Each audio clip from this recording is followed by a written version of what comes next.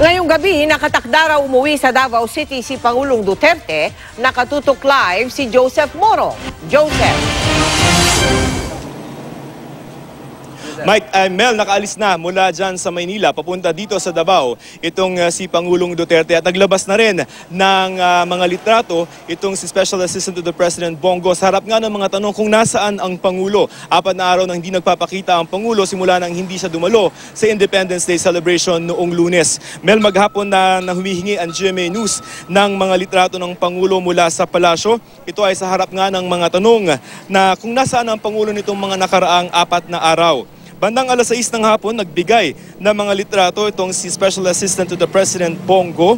Sabi ni Go, kakukuha lamang niya ng mga litratong yan. Sa litrato, Mel, makikita nakatabi ni Go ang Pangulo. Sa kanyang kanan ay makikita sa telebisyon ang ipinapalabas na balita tungkol sa sunog sa London na kapapangyari lamang kahapon. Mayroon ding mga bag sa likod ng dalawa.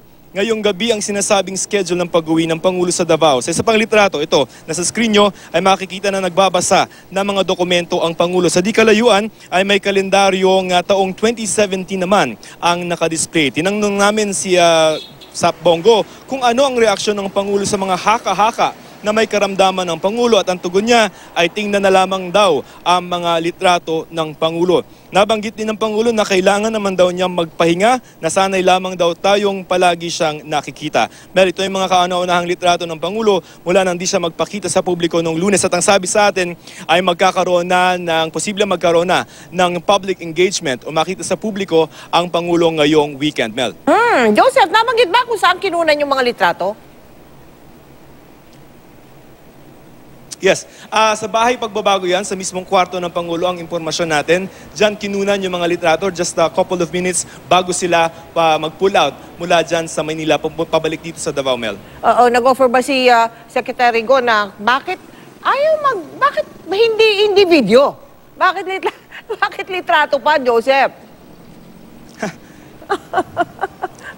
Well, ang hinihingi kasi natin ay video or pictures. Ang binigay sa atin pictures, baka mas madaling maipadala yon. I think 3 yan or 4 na mga litrato ng Pangulo. At tinanong naman natin kung kailan nga kinunan at saan yung kinunan. So binigay naman yung impormasyon ng mga ganon, Mel.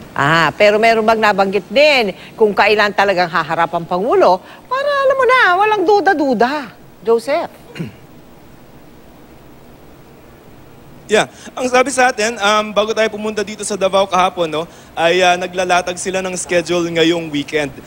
Kasi ang bisyo ng, hindi man bisyo, yung habit ng Pangulo, no, ay pag nandito siya sa Davao, kahit weekend, ay nagkakaroon siya ng mga schedule doon sa mga kalapit na mga probinsya. Halimbawa, yung mga camp visits na ginagawa niya lagi. At dagan nga lamang, itong mga nakarang araw ay ang sabi ng palasyo ay nagpapahinga itong si Pangulong Duterte kaya hindi natin siya nakita. But this weekend, kung matutuloy yung ilalatag na schedule, ay posible makita na natin sa publiko itong si Pangulong Duterte. Okay, antabayan na natin yan. Maraming salamat sa iyo, Joseph Morong.